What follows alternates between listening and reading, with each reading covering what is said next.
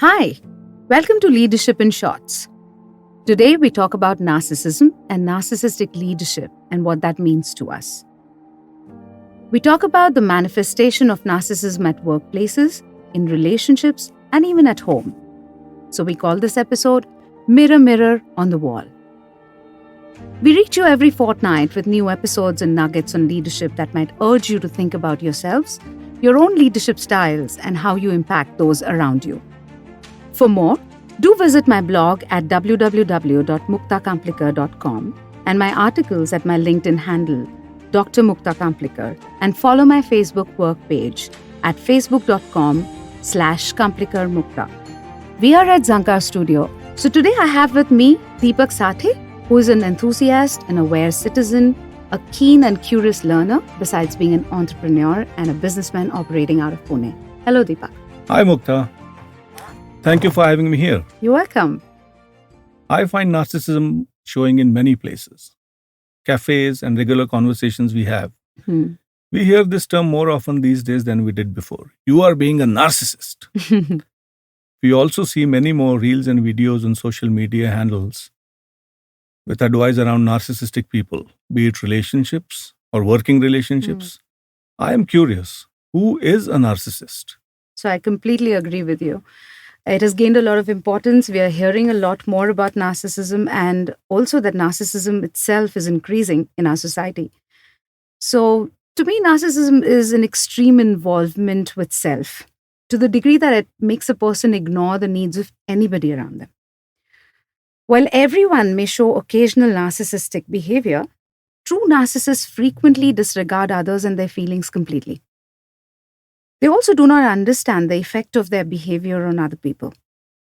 And here at Leadership in Shorts, we talk about narcissism because we have a lot of narcissistic, very inspiring leaders around us. And not only that, but we find them in our work environments, our families, in the society at large, and even in cafes, as you mentioned.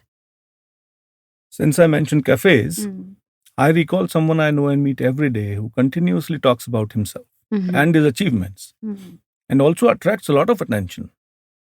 Though he irritates a few of us, some people actually like him a lot. I wonder if that's being narcissistic.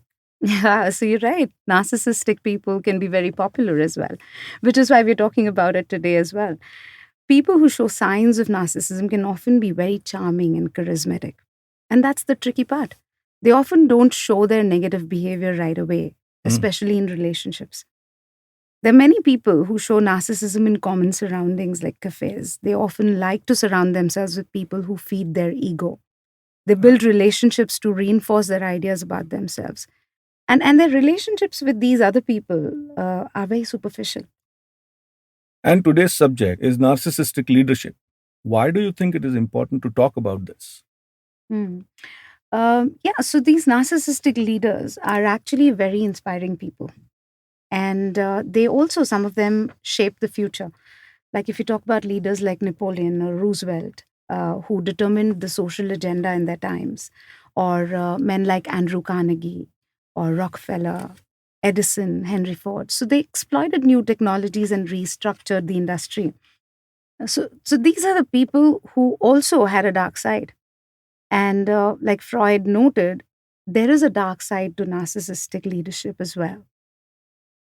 Like, it's funny, I talk about this executive at Oracle who describes his narcissistic CEO, Larry Ellison, as he says the difference between God and Larry is that God does not believe he's Larry.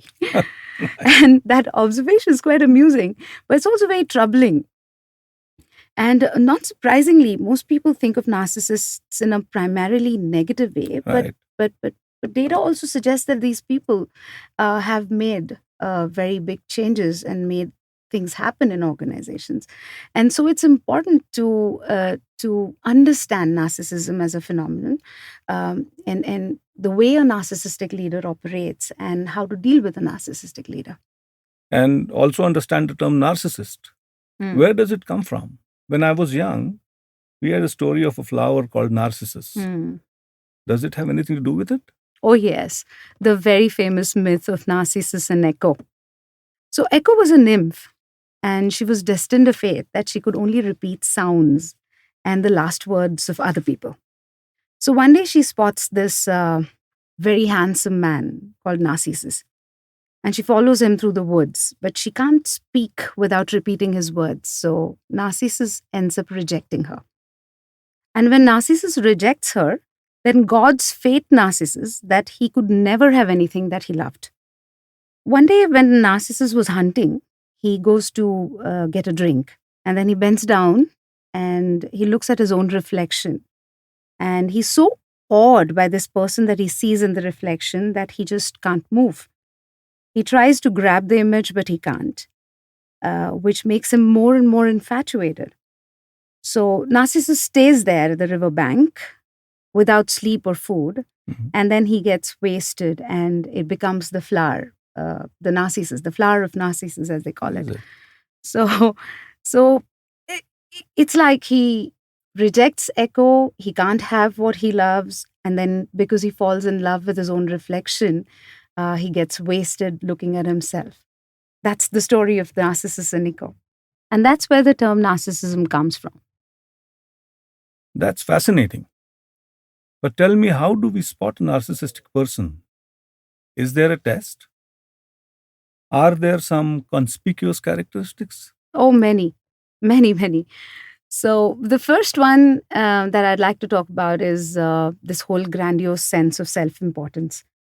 So it's not just arrogance or vanity, it's grandiosity, an unrealistic sense of superiority. So they believe that they're unique or special, and they can only be understood by other special people. So that's one of the very important characteristics. The other one is that they are self-glorifying. They live in fantasy. They live in delusions of their own grandeur, success, power, brilliance, attractiveness, an ideal love. All of this makes them feel very special and in control of themselves. The other one, which you see every now and then, is that they need constant praise and admiration. And you see a lot of people around us who need that. And they might be at the lower end of narcissism, but they are people who love to surround themselves with other people who admire them or praise them, or keep their ego inflated. That's the other characteristic. They also have a sense of entitlement. They believe that favorable treatment is due to them. They truly believe that they should get whatever they want and need at any point in time. And if they don't, they selfishly ask for it. They also exploit others without any guilt or shame. It's an interpersonal exploitation that is sometimes it's malicious, sometimes they're just simply oblivious to the fact that they're exploiting other people. They simply don't think that their behavior affects others. They are very hurtful at times. They frequently demean, intimidate, bully, belittle other people. And also sometimes they engage in what we call as emotionally manipulative behavior. Manipulative behavior. Can you say some more about this? I'm curious. Any examples that you might want to share? So, particularly in intimate relationships, for example, if you confront a narcissist, they become very defensive. They might deny your reality, your recollection of events, and they might use phrases like, you must be losing your mind. It didn't happen like that. So they deny anything that you say. And this is an example of what we call as gaslighting behavior. This is called narcissistic gaslighting. The other one is what we call as love bombing. If you think back to the beginning of your relationship where things feel like a fairy tale, perhaps your partner is showering you with gifts and affection and professes his or her love to you very fast and early on. They provide you with a lot of attention at all hours of the day. And this stage of the relationship is called love bombing, during which a narcissist uses your affection and attention against you in order to control you. So that's called as love bombing. It's very interesting. The other manipulative behavior is called triangulation, where the The person tries to bring in a third person into conflict to benefit them. This form of manipulation can be done with a relationship or a friendship, or even at the workplace. When a boss or a coworker brings a third party into a conflict to encourage them to take their side or to deflect from their own actions. So that's another kind of manipulative behavior. So we see people playing the victim sometimes, being revengeful. Is Hmm. that also narcissistic behavior? Absolutely. When someone with narcissism feels wronged, they often go into revenge seeking mode. They also play the victim sometimes after engaging in vengeful behaviors. They turn the sympathy and attention onto themselves. They might do so by saying that they were the ones who were being hurt or being manipulated by the other person, when actually they are doing it. They also sometimes project their feelings of anger onto other people. For example, a narcissist who is projecting may believe that someone else is angry, when in reality, they are the one who is angry, but are uncomfortable with that feeling. This may also be evident in romantic relationships in the form of accusing a partner of cheating when in fact they are the ones being unfaithful. Do they also try to win a person back? Yeah, of course, we call that hoovering.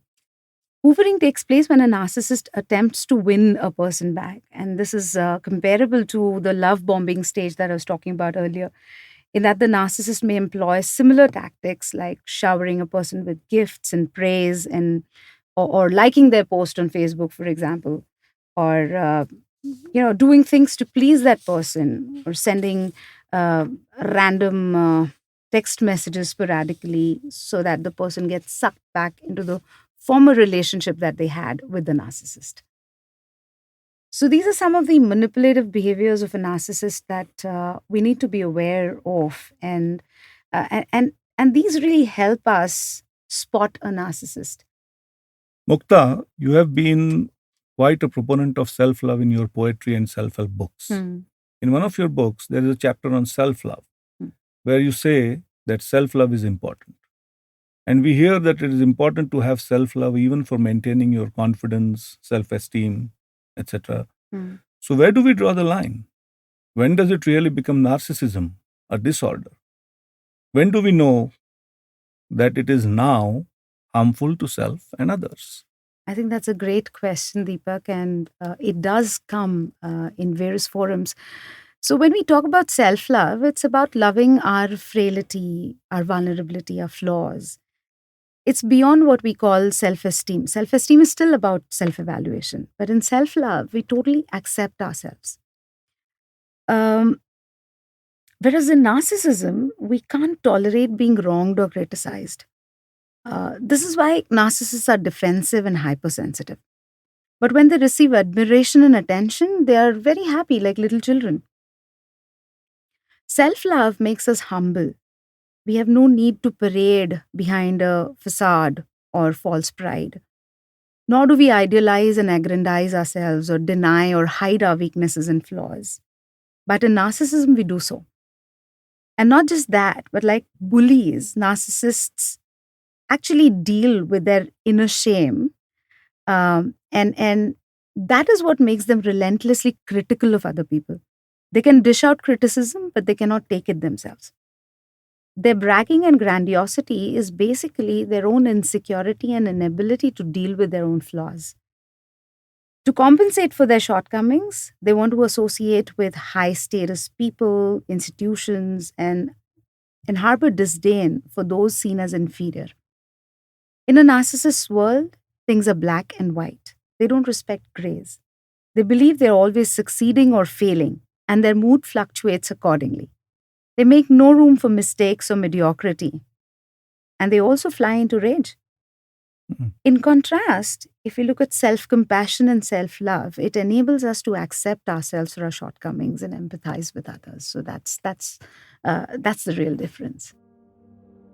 Thank you, Mukta. It was indeed wonderful talking to you on this fascinating subject. Mm. Our audience will definitely understand how to spot a narcissist.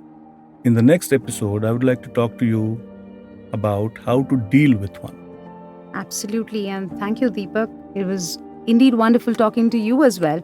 And I look forward to catching up with you again with Mirror Mirror on the Wall Part 2. Thank you.